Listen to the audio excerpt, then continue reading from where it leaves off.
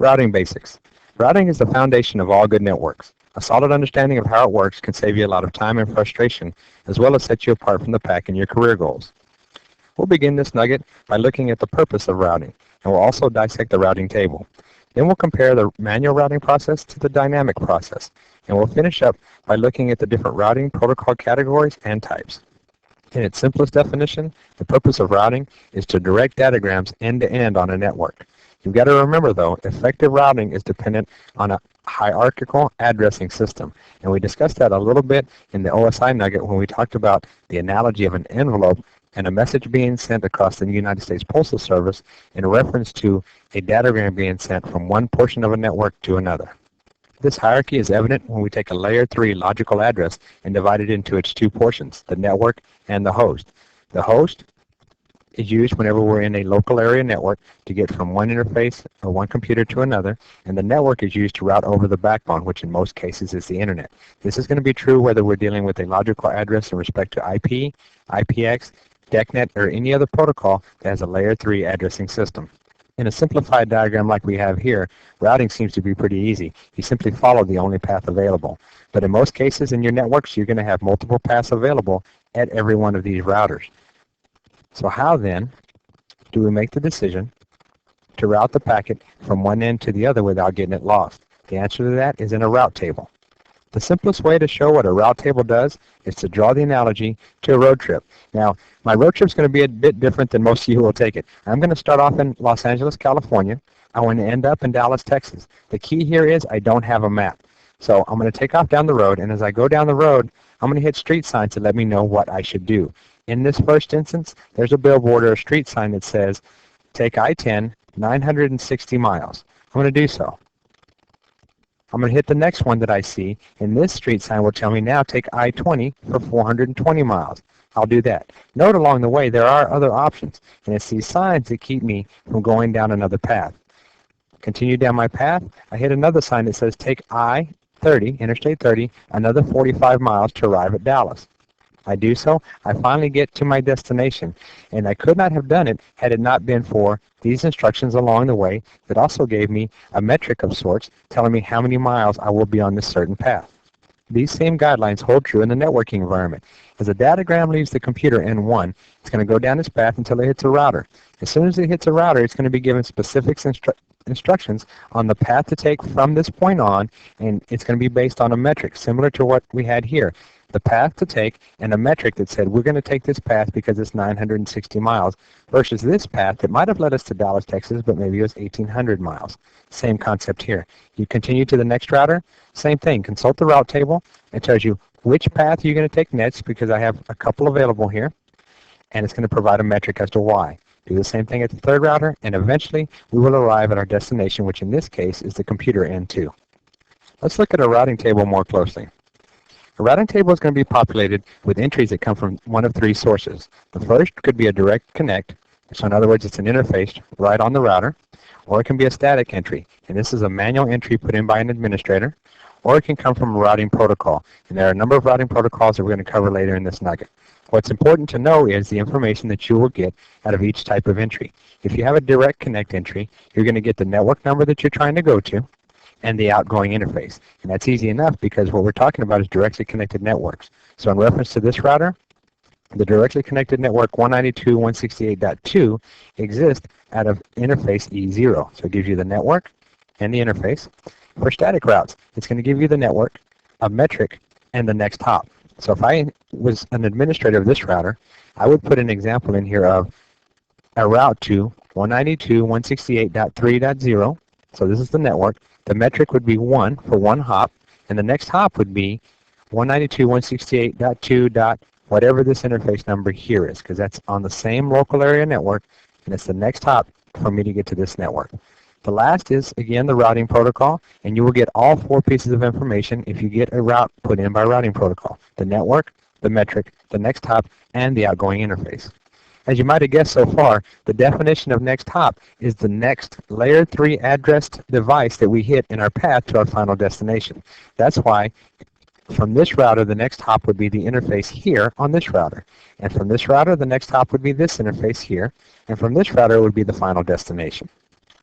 Let's jump into our router now and take a first-hand look at a route table. First, we got to gain entry, so we'll type in the password, and then we'll use the enable command to get to the privilege mode so that we can use the advanced set of commands.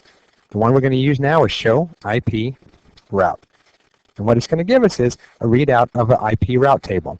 We see two entries down here, both of them marked with a C. Let's consult our codes fields to find out exactly how those entries got populated. And we find right off the bat here that they're connected. In other words, directly connected networks. And you'll see both pieces of information that we promised in our previous conversation.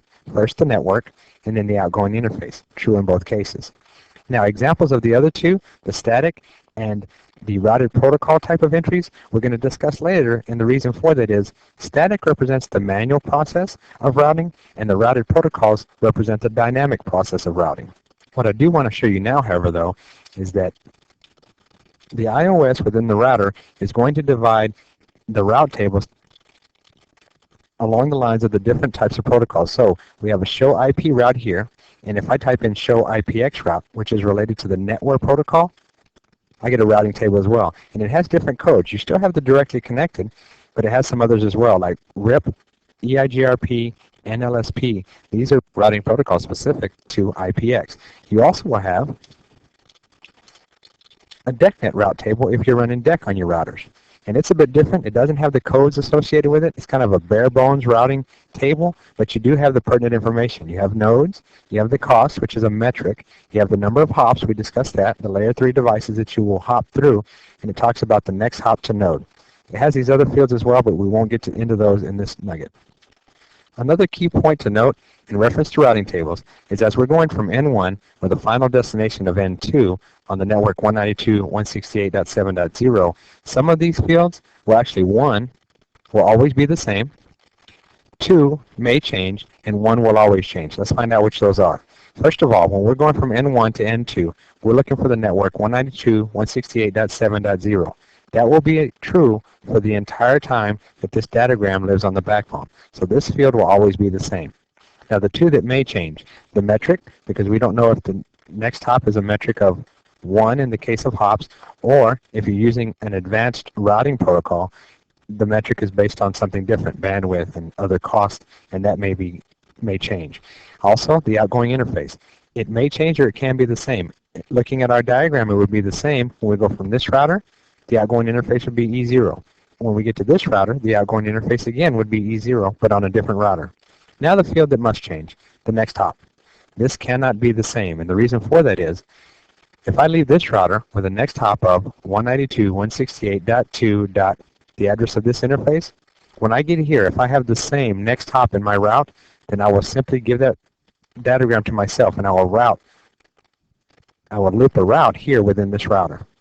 So far in this nugget, we took a look at the purpose of routing. We also dissected the routing table. Now we're going to do a comparison between the manual routing process and the dynamic routing process. As we said earlier, manual routing consists of entering static routes as an administrator on each of the routers on your network so that you have clear paths from one network to another. Now before we get into that, let me set up the network we're going to be dealing with. We have 3 routers, R1, R2, and R3. Every one of the networks that we're going to deal with start with 192.168.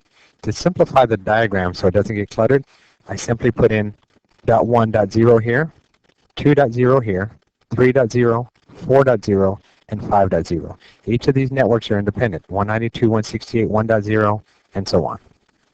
Remember our conversation on directly connected routes. A router is going to populate the route table with that information as soon as you activate the interface.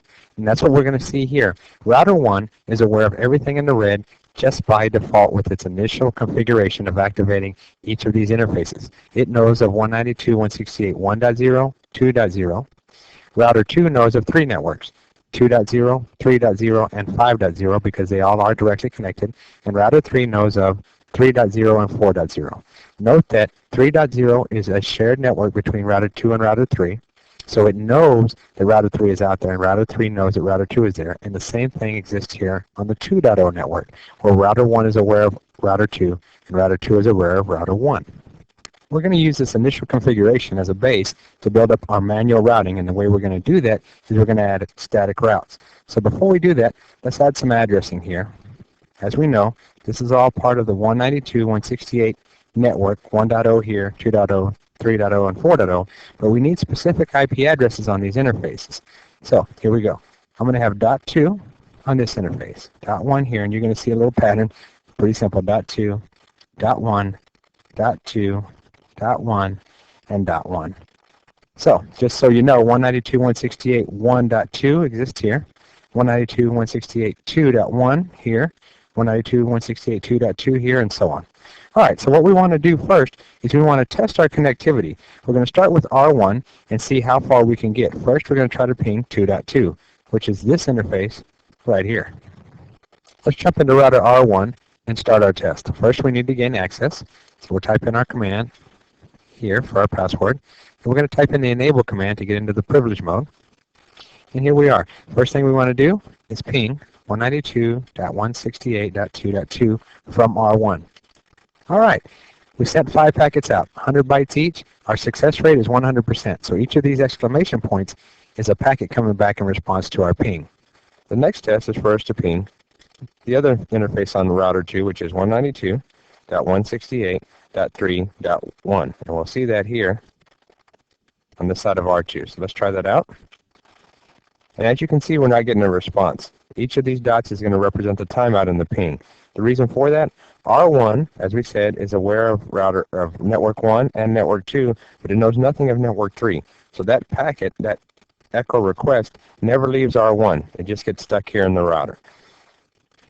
We need to annotate our successes and our failures as we go. So from R1, pinging 2.2, we were able to do that. 3.1, we weren't able to. So now what we're going to do is move into R2 and see what we can find from there. All right, let's get in. Fat finger there. Okay, we're going to show IP route just as we did on the other router. Now you're going to see something interesting. Remember I said we have 3 interfaces configured here. The 2 network, the 3 network, and the 5 network. The only thing you see is the 2 network and the 3 network here as far as directly connected entities. Now this is why. What I'm going to do is show IP interface brief. This is going to give us a snapshot of the interface status and IP addresses associated with it. Let me make our window a little larger to see it all. All right, what we're going to see is we see the network for 2.0 set up here, and that's this network. We also see 3.0 set up, which is this network. But we do see 5.0, which was a network above. The reason it doesn't show up in the route table is that we have it set up here. We have the interface turned on. That's the status of up. But the protocol is down. What that means is I have nothing connected to the other side of that Ethernet. So just realize, and I want to show you this, that if your computers aren't hooked up or aren't on when you're connected to them, you're not going to see this route in the route table. All right, it's no big deal for what we're doing because we're not going to try to hit any network out of the 5 network. It's directly connected and there's nothing beyond that. All right, let me size the window back to where it was so you can see everything. And we're going to run forward with our test. We're going to ping 2.1. Again, it's on the 192.168 network. So let's get it a go here. All right, 2.1 is successful. Where does 2.1 reside? That's this interface here on R1. Next thing, we're going to ping 3.2, which is the interface here from R2. Let's recall our command, change a couple of parameters, and there we go, success as well. All right, next we're going to try 1.2 and then 4.1. We get no joy there, and again, that's because we're not aware of this network from R2. It's just aware of the networks in the green. You're starting to hit the picture, right? As soon as this times out, we'll try 4.1, and we won't be able to get there either. All right, we're going to move on to router R3 next, and we're going to see that it is only aware of 3.0 and 4.0. Let this time out. There we go. Let's annotate what we have. All right, for 2.1 we had success. For 3.2 we did not. For 1.2, or we did, I'm sorry. For 1.2 we did not. And 4.1 we did not. We're going to move on to R3. All right, let's quickly move into R3 and do the same exercise. Let me gain access to the router. Enable command to get to the privilege mode. And here we go. Again with the show IP route.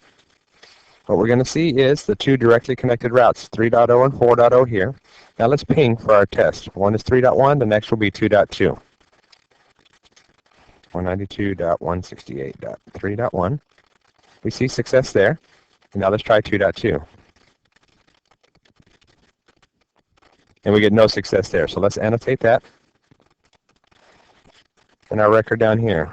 3.1 was good, 2.2 was not. What we're going to do now is we're going to use static routes within this network so that we have full convergence. And this is what convergence is. It means that the farthest network on one end of the network can reach the other network on the other.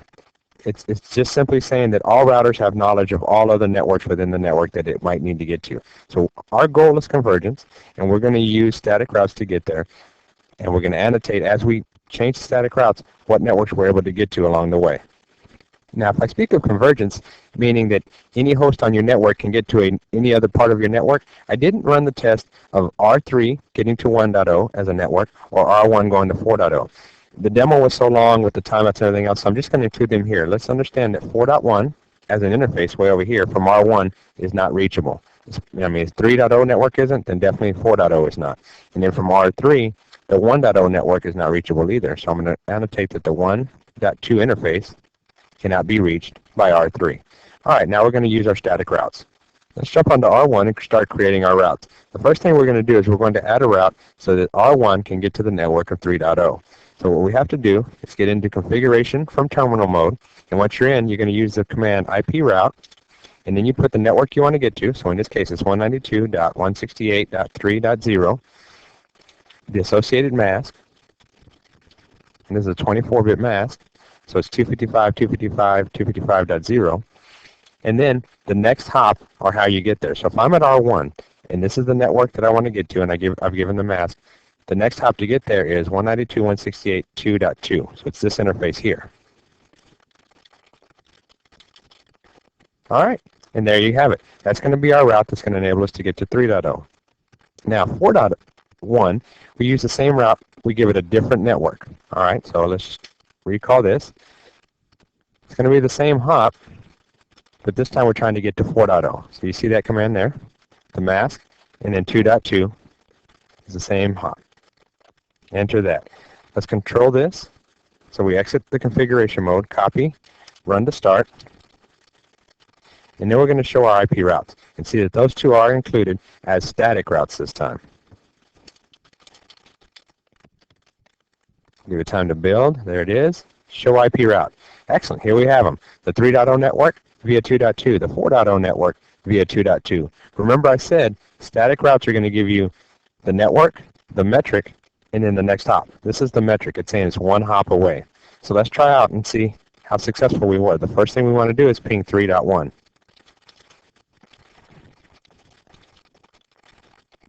All right, and now we have it where we were not able to before. But now if I try to ping 4.1, I don't have success. So why is that? If I've added a route that tells me from R1 to go to R2 to reach this network, what's the problem? All right, it's right here. Remember, R2 is only where of the green still. So we need to get into R2 and say the 4.0 network is on the other side of R3 before we're going to enjoy any success from here. So let's move into our R2 router.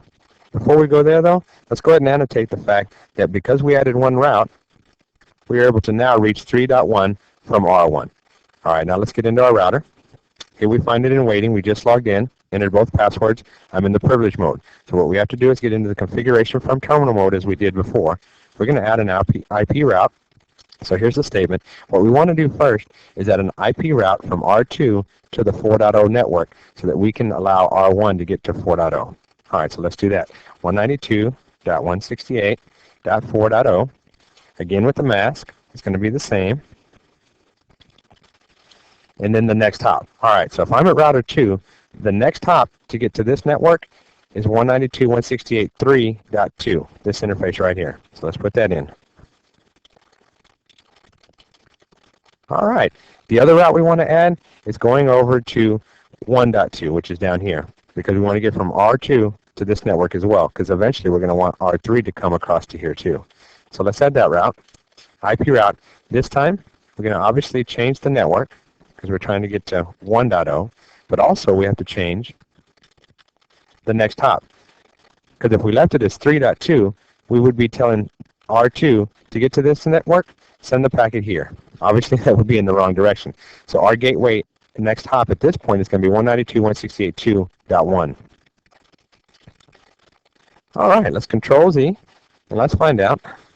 Well, first we have to copy it. copy run start, and that's copying from NVRAM to the, from RAM to NVRAM. Now let's go ahead and see, show IP route, what we find. And there we have it, our two new static routes for the 4 network and for the 1 network. Let's test connectivity. First thing we want to do is ping 192.168.4.1, and we find that. And then we want to ping 1.2. Success, excellent. Let's go ahead and annotate both of those here, that we were able to ping those two. Let's go back to COM1 for a second, and let's try our ping again. Recall, right here, bring up 4.1, and see what we find. Still no entry. Why is that? We understood that we have a route from here to here, and now we've built a route from this R2 router to 4.0. Why do you think we can't get this successful packet back? And the answer is here. There's another problem in the road. R3 doesn't know how to get back to 192.168.2.1. And that's the source of this echo request, right? So we have yet another route that we need to add in a router just to make this ping go across the network. You're starting to get an idea of how the manual process is very, very manual, right? So we know we're going to have to add routes to R3, but before we do, let's have a discussion on the return of our ping commands. First time we tried to ping 4.1, our return was U's and periods coupled together. The second time, we simply had periods across the board. Remember, I explained that periods were the timeout associated with the echo request going out and the echo reply not coming back in a timely manner. But these U's are actually unreachable messages, is what they're indicating. ICMP unreachable from R2. So when R1 sends out a packet to R2 that's destined for the 4.0 network, it comes back and says, I don't know how to get there, an ICMP unreachable error message.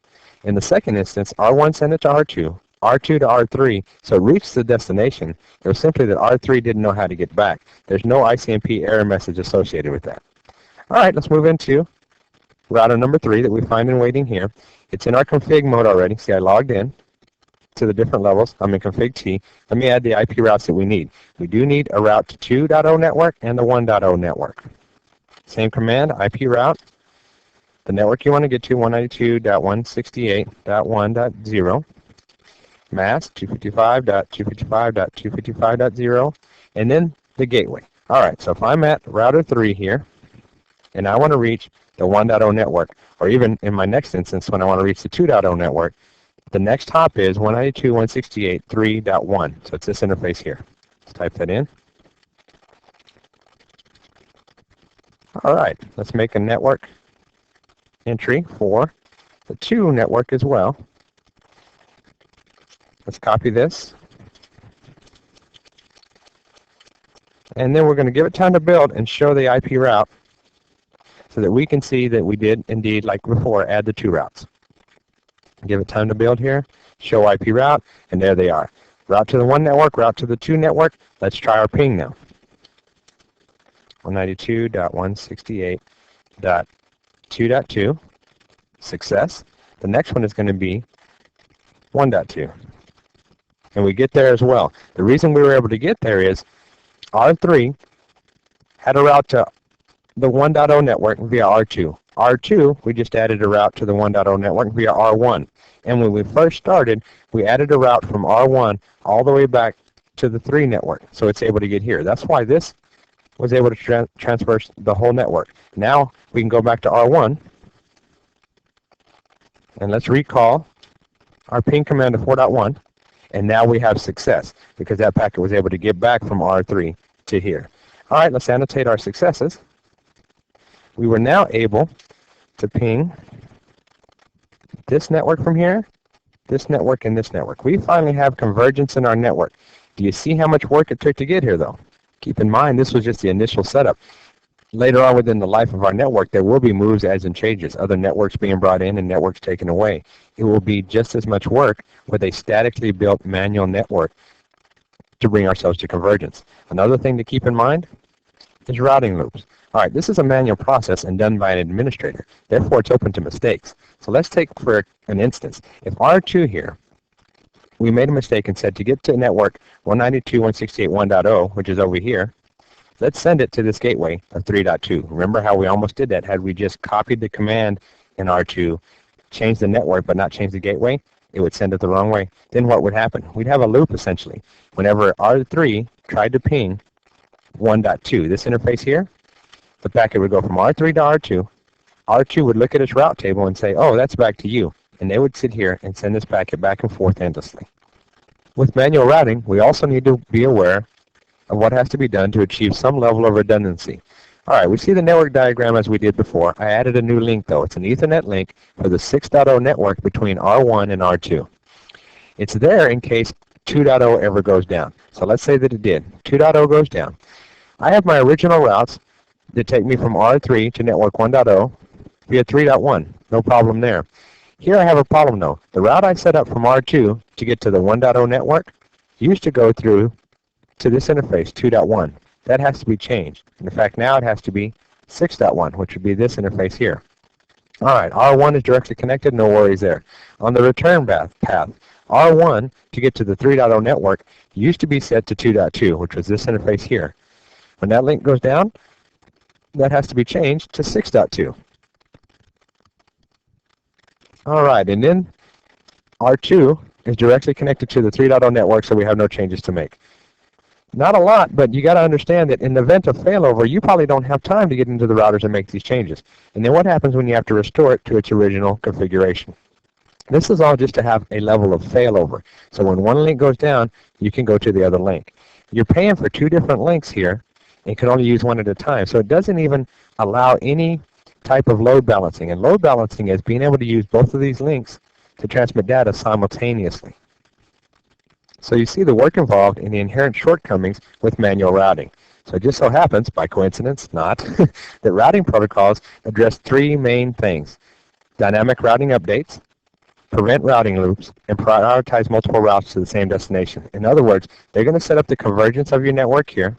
They're going to prevent routing loops through different algorithms. And then this is what's going to allow for redundancy and load balancing. So in our network here, the routers will talk to each other essentially, setting up this entire network. All you have to do is activate a routing protocol here. Let's say, for an example, if we set up RIP on every router, RIP routing, they would talk to each other and say, eventually R1 wants to know how to get to 4.0 network. R2 would say, hey, I know how to get there. R3 told me, here's the information, until we have a level of convergence.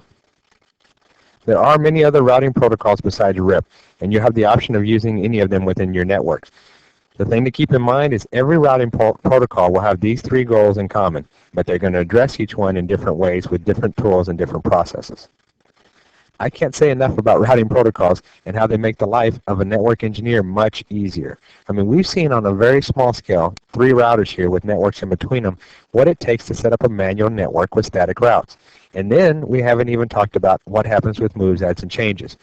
Routing protocols take care of all that for you. To boot, they give you the opportunity to run true redundancy, true load balancing, and a lot of other packet filtering and prioritization simply offered to you by the iOS out of the box. The choices available to you when it comes to choosing a routing protocol, it's kind of like Baskin-Robbins. You know, they have 31 flavors of ice cream. There's so many there that you're sure to find one that fits exactly right. Same with routing protocols. There's so many options that you're going to find one that fits your network perfectly and does exactly what you want it to do.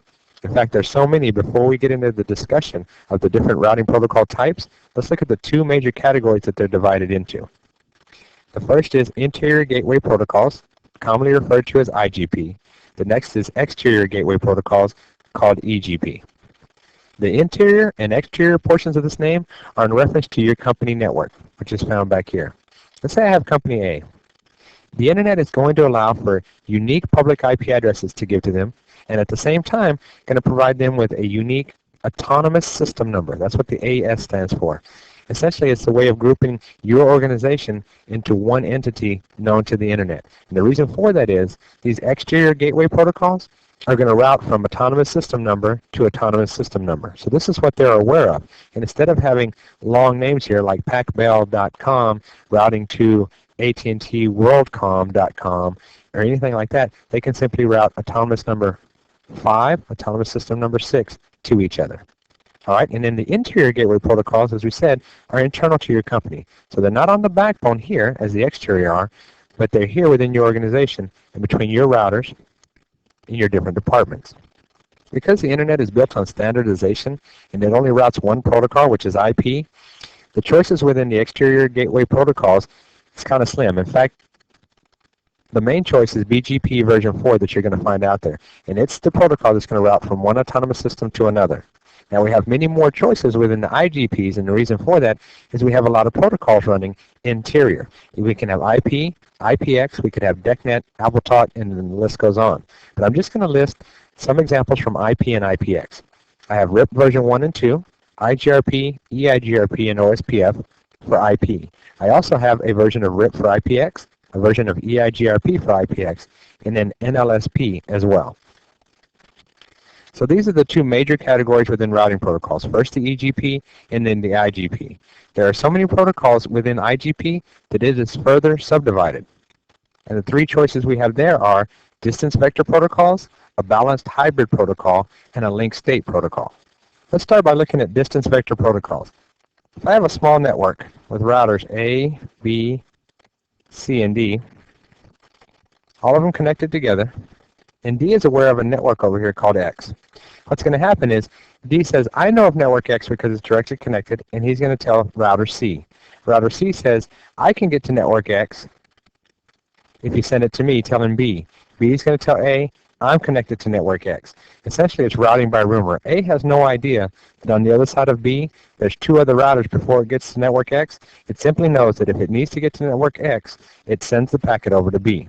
This is routing by rumor. The way they get this information across is on periodic updates. That's to say that once a certain amount of time has elapsed, 30 seconds or 90 seconds, router D is going to send its entire table over to router C. And when we say table, we're talking about the route table that we dealt with earlier. Whether there's changes in the network or not, it's going to send it. So in some instances, this can be very wasteful and a lot of overhead. Down here we see examples of distance vector protocols. For IP, it's these three, RIP version 1 and 2 and IGRP. For IPX, it's RIP. Keep in mind as well, distance vector protocols were made in the early days of the internet. And so some of them are class-based. And that's to say that if they see a network and it falls within the address space of a class A, B, or C network, they're going to assign the associated mask or the default mask for that network. Okay, and those are RIP here and IGRP. In RIP version 2, it actually supported VLSM, which is variable length subnet mask, and it was no longer class-based.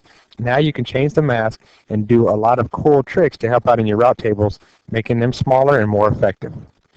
We're going to skip balanced hybrid for a second and go on to linked state. If we have a similar topology in a linked state type of protocol, instead of sending updates about how to route to a specific network, the updates are going to be sent on the state of a link. And the way a link is defined is an interface, its IP address, its mask, the type of network it's on, and other routers on that network. So if we had a hub here and another router existent, let's say E, router A would say, here's my IP address, here's my mask, the type of network I am on, and also my neighbors are B and E. So much more information. As it passes this information from router to router, they have two databases they keep. Instead of just having a route table, as we did before, they also have a topology table. Now this topology table is very important, and this is where the robustness comes in a linked state type protocol. In this topology table, they take these link advertisements sent out by every router and build up a topology of the network so that changes and convergence are much quicker. If I have a change over here in D adding one network, let's say Y, when it gets here, I simply add that to my topology base, and it's much faster than a distance vector protocol would be to convergence.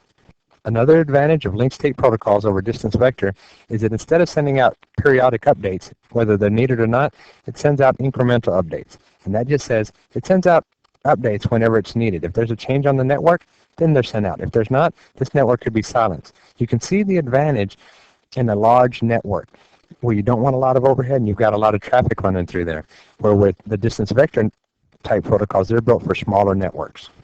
Examples of linked state protocols are found down here. OSPF for IP and LSP for RIP. Keep in mind that they're both classless in nature. In other words, they support VLSM for smaller and more efficient route tables. All right, the last category, balanced hybrid. There's only one protocol found in the balanced hybrid type, and that's EIGRP. This is made by Cisco and it's proprietary, and as advertised, it is the best of both worlds, both distance vector and linked state. Let's take a look at a few reasons that Cisco is confident in making that claim. First of all, balanced hybrid versus distance vector. Distance vector uses the Bellman-Ford algorithm when it's passing information from one router to another. Simply put, it's just not robust enough. It doesn't have enough information. So balanced hybrid networks have the advantage of passing more information, first of all. The next is in their updates. They provide incremental updates instead of the periodic. So it's going to update from router to router only when a change in the network occurs. So obviously this is a big advantage in overhead and bandwidth. Okay, balanced hybrid versus linked state. Both types are quick to convergence. Linked state uses the Dijkstra algorithm, and it's computationally intensive. A lot of resources are used as far as memory, bandwidth, and CPU utilization. Balanced hybrid enjoys the same fast convergence with an idea of saving on those resources. The advantages of balanced hybrid protocols are made possible by an algorithm known as DUAL. It stands for Diffusing Update Algorithm. All right, that does it for our conversation on routing protocol types and categories. Coincidentally, that wraps up this nugget as well.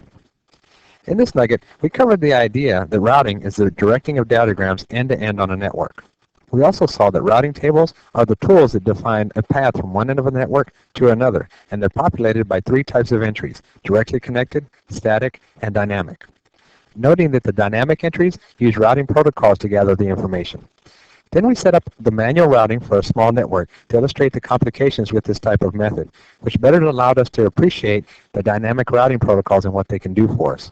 And we ended up with a discussion on routing protocol categories and types. We saw that IGP and EGP were major categories, and IGP was further subdivided into distance vector, balanced hybrid, and linked state. I hope this has been informative for you, and I'd like to thank you for viewing.